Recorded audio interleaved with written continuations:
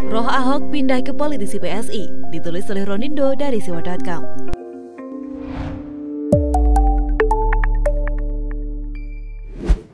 Waktu lalu datang sentilan Ahok yang keras, tajam dan menohok ke kubu PSI. Jengkel mungkin karena dituding mendompleng namanya atau apalah.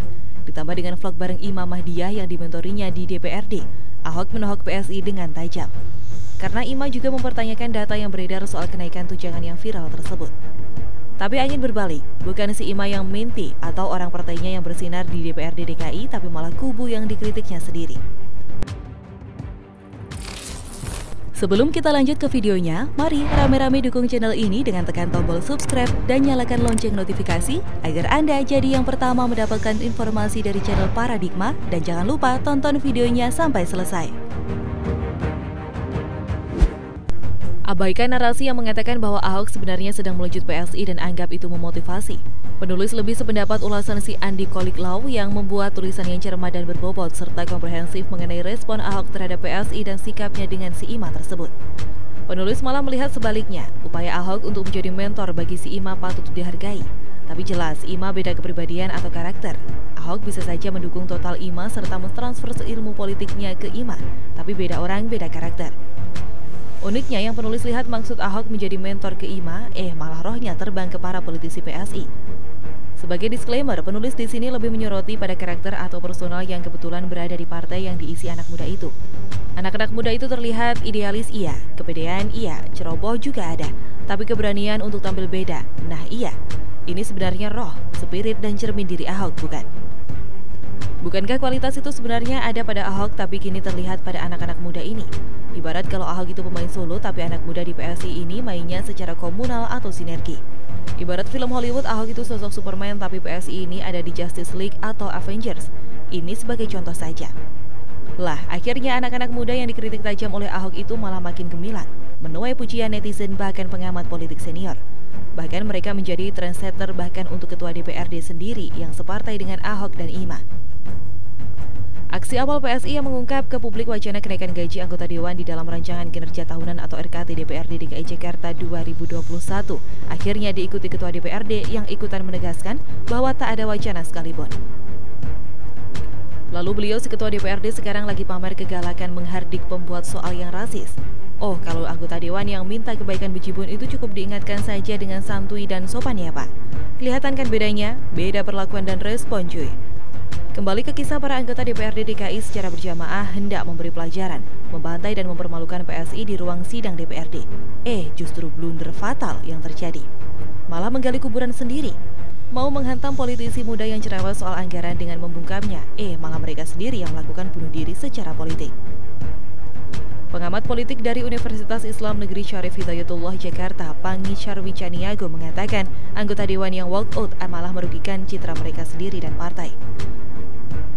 Masyarakat akan melihat mana partai yang mengawal anggaran rakyat dan mana yang hanya memikirkan dirinya sendiri, ujar Pangi kepada Kompas.com Selasa 15 Desember 2020. Bumerang dan rakyat yang menyaksikan foto bolongnya ruang sidang DPRD yang ditinggal pergi serta tegarnya PSI menjadi pemandangan yang justru menarik simpati publik ke politisi PSI. Sedangkan kecaman dan hujatan mengalir deras ke anggota Dewan yang bukan hanya arogan, tapi mau mengeruk keuntungan fantastis di tengah situasi ini. Datang pula sentilan yang mengingatkan omongan dari almarhum Bapak Bangsa yang juga sangat dihormati Ahok, yaitu Gus Dur. Peneliti Forum Masyarakat Peduli Parlemen Indonesia, Lucius Karus, menilai aksi walkout tersebut sebagai sikap yang kekanak-kanakan. Tuh kan nostalgia aksi DPRD kayak anak TK muncul lagi berkat PSI. Lucius Karus juga menilai sikap para anggota Dewan tersebut semakin menunjukkan bahwa selama ini mereka memang berkomplot untuk menaikkan gaji dan tunjangan melalui RKT 2021 yang dikritisi oleh PSI. Ibarat komplotan, kekompakan fraksi itu dalam menyepakati RKT disebutnya sebagai dilakukan secara sadar dan penuh nafsu besar untuk mendapatkan tunjangan fantastis, katanya. Nah, sekarang siapa yang menghadapi mereka, para komplotan penggarong di DKI? Apakah Ahok? Tak mungkin. Apakah Ima? Dia sendirian dan bermain aman serta patuh dan tunduk pada keputusan pimpinan partainya. Jadi siapa dong? Nah, kumpulan anak-anak muda inilah yang ada di PSI yang dikecam Ahok. Ahok mestinya bangga ada rohnya atau spirit melawan penggarongan seperti yang dilakukannya dulu, kini ada di barisan anak-anak muda PSI. Nostalgia lagi kan? Dan itu tak ditemukan di mentinya, tapi justru kubu yang dia soroti tajam. Jeder, Polri smash Rizik lagi, awas tukang hoax se-Indonesia. Ditulis oleh Nina Nur dari siwa.com. Penetapan Rizik sebagai tersangka merupakan langkah strategis yang telak. Langkah ini langsung mengunci Rizik Syihab dan FPI di segala lini. Rizik yang sedang merasa di atas angin karena adanya insiden tertembaknya 6 laskar FPI akibat menyerang aparat kepolisian. Rizik pun memanfaatkan momen itu untuk memutarbalikkan fakta dan menyerang Polri. Memang insiden itu jadi magnet bagi siapa saja yang mau terkenal, jadi ajang pansos buat para politisi dan segala pihak. Yang biasanya tidak kedengaran suaranya, mendadak ikutan sibuk mengurusi tewasnya 6 laskar FPI itu.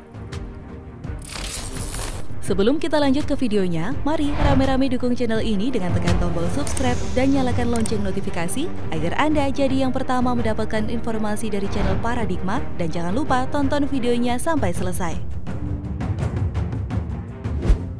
Partai politik, politisi, Komnas HAM dan banyak lagi. Padahal ketika ada aksi teror di Sigi, mereka tidak kedengaran suaranya. Ada tentara atau polisi yang gugur dalam tugas, mereka pun diam saja. Sekarang mendadak ramai kayak semut mengerubungi gula. Rizik pun sama sebenarnya, dia memanfaatkan kondisi yang ada untuk memperbaiki citranya. Karena sejak kepulangannya ke tanah air, Rizik kena blunder terus. Dari tidak mentaati protokol kesehatan, diberi julukan ex-porn fugitive, hingga kabur-kaburan. Dengan memainkan narasi playing victim, terancam jiwa raganya, Rizik berusaha menjelma jadi orang suci yang para pembelanya akan disebut sebagai syuhada. Padahal kalau dipikir-pikir, ngapain belain Rizik? Orang dianya kabur, yang belain malah mati konyol. Tapi kalau sudah tercuci otaknya karena virus kebencian, ya susah sih. Segala upaya pun diusahakan oleh para pendukung Rizik untuk mendukung narasi itu. Termasuk bikin hoax. Berbagai hoax pun masih beredar. Misalnya percakapan WA dari Kapolda Metro Jaya Fadil Imran yang berisi perintah menyikat para pengawal Rizik, yang seakan diterbitkan oleh detik.com. Lalu foto salah satu jenazah dari ke-6 laskar FPI yang dalam kondisi tersenyum. Belakangan terbongkar bahwa pelaku foto itu masih hidup. Ada pula sebuah video penembakan yang diklaim terkait dengan kejadian tertembaknya 6 laskar FPI. Belakangan diketahui bahwa itu adalah hoax. Bahkan pada bulan Juli 2020 lalu, video tersebut juga dipakai untuk menarasikan terjadi penembakan di Ranca Ekek, Bandung. Padahal video tersebut aslinya terjadi di Kolombia. Selain hoax yang sudah terbukti, ada pula hal-hal yang dikatakan FPI yang kita tahu tidak benar. Misalnya yang dibilang oleh Munarman bahwa laskar FPI tidak pernah memakai senjata tajam dan senjata api. Para netizen sudah ramai-ramai membuktikan ketidakbenaran pernyataan ini, termasuk membantah pernyataan Fadlizon bahwa FPI itu cinta damai. Lalu ada juga pernyataan dramatis dari FPI seperti jenazah laskar yang berbau wangi dan pemakaman mereka yang disambut oleh adanya pelangi di Megamendung. Bahkan hoax pun mulai mereka pakai untuk menyerang kemenangan Gibran di Pilkada. Seperti video yang diedarkan di Facebook yang disebut sebagai konvoi pendukung Gibran dengan narasi beda perlakuan dengan pernikahan anak Rizik Syihab. Termasuk sebuah video investigasi yang viral. Video ini berisi investigasi seseorang yang disebut sebagai wartawan senior Edi Mulyadi dari Forum News Network. Dalam video itu disebut ada saksi yang mengatakan tidak ada baku tembak. Ini mendukung pernyataan FPI bahwa ke-6 laskar itu diculik dan dibunuh di lokasi lain. Belakangan beredar video bantahan dari netizen yang menyatakan bahwa saksi itu ternyata dibayar. Masifnya hoax yang dibikin dan diedarkan oleh para pengikut Rizik sudah jadi perhatian Polri. Disinilah Polri melancarkan smash berikutnya ke arah Rizik, yakni dengan juga memburu dengan masif para pembuat dan pengedar hoax di seluruh Indonesia.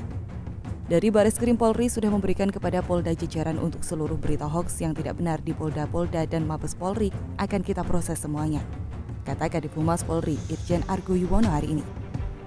Sudah ada Bareskrim Polri, Cybercrime dan Polda-Polda sudah kita instruksikan untuk mencari kalau memang ada hoax kita proses. Untuk kasus yang selama ini ada, biar nggak buat masyarakat ketakutan, biar informasi itu sendiri tidak salah, semuanya kita proses, tegas Argo. Ini seakan menutup segala celah bagi FPI untuk melontarkan narasi hoax yang bisa didukung oleh publik. Urusannya sudah ditarik keras ke ranah hukum. Rizik dan para pendukungnya tidak bisa lagi sembarangan menyebarkan hoax mendramatisir insiden tewasnya ke-6 laskar itu. Setiap hoax terkait akan langsung diburu. Mencari penyebar materi hoax di media sosial itu urusan simpel lah buat aparat kepolisian dengan fasilitas yang mereka punya. Makin banyak hoax yang terbongkar, makin bikin Rizik tidak bisa berkutik. Polri mengunci langkah Rizik lagi, mantap. Publik masih menunggu proses penangkapan Rizik. Dan pukulan-pukulan telak dari Polri ini jadi semacam angin sejuk yang menghibur kita.